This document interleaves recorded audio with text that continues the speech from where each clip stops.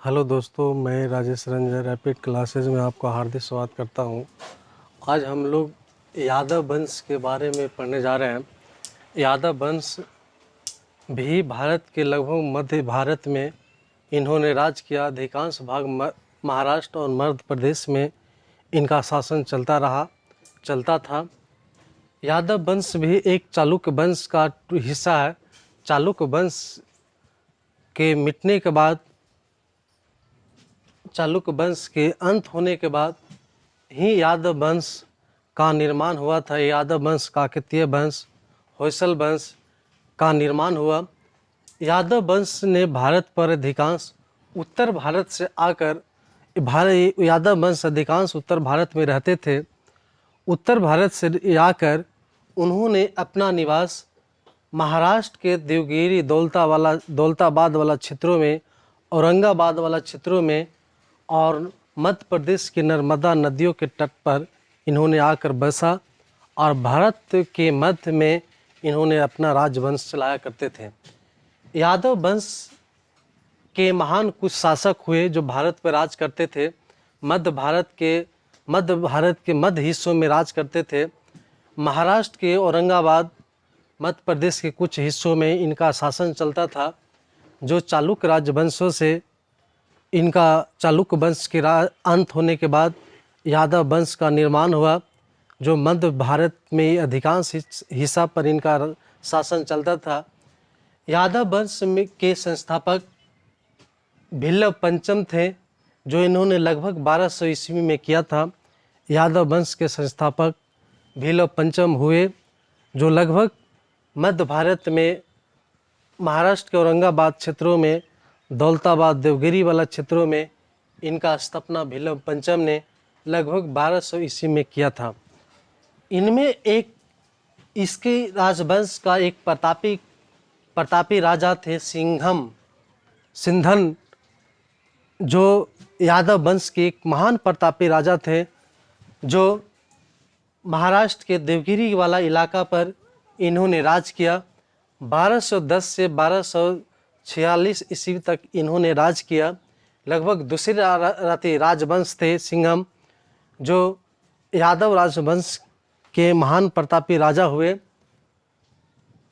अंतिम शासक रामचंद्र थे। इस राजवंश का, यादव राजवंश का अंतिम शासक रामचंद्र थे, जो अलाउद्दीन के सेनापति मलिक काफूर के सामने आत्मसमर्पण कर दिए थे और यादव वंश का अंत हुआ था। यादव वंश का अंत अलाउद्दीन के सेनापति मलिक काफूर के आक्रमण से हुआ था। उस समय यादव वंश के अंतिम शासक रामचंद्र थे, जो अलाउद्दीन के सेनापति मलिक काफूर के सामने रामचंद्र ने आत्मसमर्पण किया था और उसी समय से यादव वंश का अंत होता है। यह अंत हुआ। संगीत शास्त्री सारंग देव राजा सिंधन के दरबार में रहते थे। संगीत शास्त्री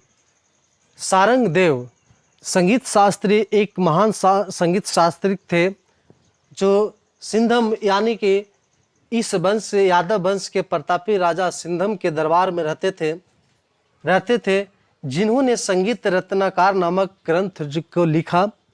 संगीत रत्नाकर नामक एक ग्रंथ था, जो सारंग देव ने सिंधम के शासन काल में रहते थे। यादव वंश के सिंधम के शासन काल में रहते थे सारंग देव, जो संगीत रत्नाकर नामक ग्रंथ को लिखा था और यह यादव वंश के सिंधम के काल में रहते थे। वर्तमान में जो यादव वंश है, वर्तमान में औरंगाबाद, महाराष्ट्र का एक शहर औरंगाबाद है, उनमें एक जगह देवगिरी दौलताबाद के नाम से जाना जाता है। वर्तमान में औरंगाबाद महाराष्ट्र का एक जिला है। उनमें एक शहर देवगिरी थी, जहां पर यादव राजवंशों का शासन चलता था। उनके अब वर्तमान नाम देवगिरी का दौलताबाद है, जो उनका केंद्र मान के यादव वंश अपना जो शासक थे, जो राज किया करते थे। भिल्लव पंचम ने अपने राजधानी सिनर पहले यादव वंश का जो भीलम पंचम थे, जो पहले राजधानी सियम था, जो उनका स्थानांतरण करके भीलम पंचम ने देवगिरी किया था, जो होयसल राजवंश का शत्रु थे। भीलम पंचम एक महान शासक हुए जो यादव वंश के संस्थापक हुए। उन्होंने होयसल राजवंश का एक महान शत्रु थे, शत्रु नाम से जाना जाता था, जो अब दौलताबाद के नाम से जाना जाता है। पहले इनकी राजधानी सिन्नर थी, जो भीलम पंचम ने बदल कर देवगिरी कर दिया, जो होयसल वंश का एक शत्रु के नाम से जाना जाता है। और देवगिरी के वर्तमान नाम दौलताबाद है, जो औरंगाबाद, महाराष्ट्र के औरंगाबाद जिला में पड़ता है। इनका एक शासक सेवना यादव थे, जो देवगिरी में यादव वंश में एक शासक का नाम सेवना यादव थे, जो मूल रूप से पशुपालक एवं चरवाहक थे। वहीं से यादव वंश का कुछ शासन मिलता है। पहले से यादव वंश था, जो पशु एवं चरावाहक का शासन मिलता है। सेवना यादव भी एक यादव वंश का एक शासक हुए। सेवना यादव वह मूल रूप से पशुपालक थे, यानी कि वह राजा होते हुए भी पशुपालक एवं चरवाह यानी कि जानवर चराते थे। और उनसे कुछ शासन मिलता है कि यादव वंश प्राचीन से मध्यकालीन भारत से यादव वंश पशुपालक रहे। यदुवंशी के मजबूत गढ़ खांधे था, और वहाँ से कुछ प्राप्त शासन मिला, वहीं से कुछ अवशेष मिले, जिसे यादव वंश का नाम जिक्र होता है। इन राजवंशों ने चरमो उत्कर्ष काल में तुंगभद्रा से लेकर नर्मदा के भूभाग पर किया करते थे। इनका जो शासक चलता था यादव वंश का, जो तुंगभद्रा नदी, महाराष्ट्र के तुंगभद्रा नदी, मध्य प्रदेश का नर्मदा नदी के कुछ भूभाग था, जहाँ पर यादव वंश का शासक चलता था। यादव वंश भी चालुक्य वंश का एक हिस्सा था, जो दक्षिण भारत में राज करते थे। चालुक्य वंश इनके बर्बाद होने के बाद, इनका मिट जाने के बाद ही यादव वंश का उत्थान हुआ था। यादव वंश का स्थापना लगभग 1200 ईस्वी में किया था।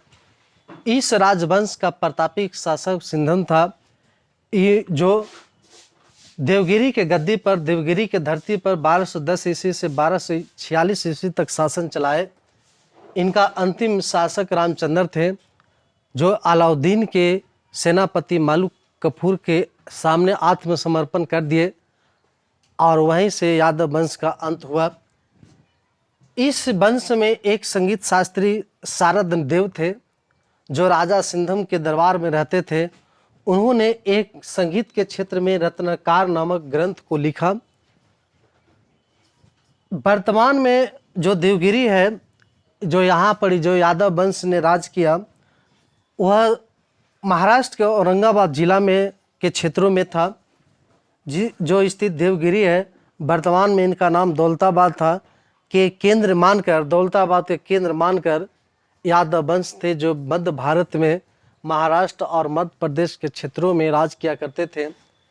भीलम पंचम ने यादव वंश के सिनर, जो पहले राजधानी, जब यादव वंश के संस्थापक भीलम पंचम थे, उस समय जब इनकी स्थापना, यादव वंश की स्थापना किए थे, उस समय इनकी राजधानी सिन्नर थी, जिसका बदलकर देवगिरी किया, जो आज वर्तमान में उसका नाम दौलताबाद है। जो होयसल वंश के शत्रु के नाम से जाना जाता है, इनका शासक, इस वंश का एक शासक था सेवना यादव। सेवना यादव मूल रूप से पशुपालक एवं चरवाहक थे।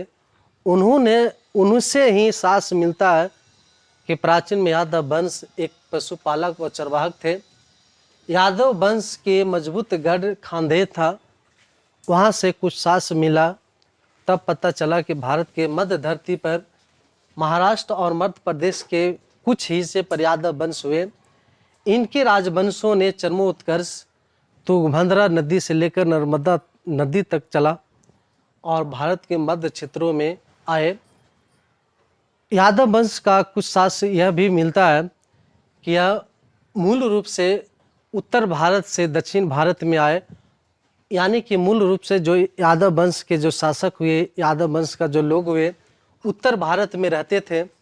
और वह जितना भी यादव वंश थे, यादव वंश के लोग थे, जो उत्तर भारत से चलकर धीरे धीरे दक्षिण भारत तक आए और इनका राज मध्य भारत तक चला। अगर ये वीडियो अच्छा लगे तो लाइक और सब्सक्राइब करें। धन्यवाद।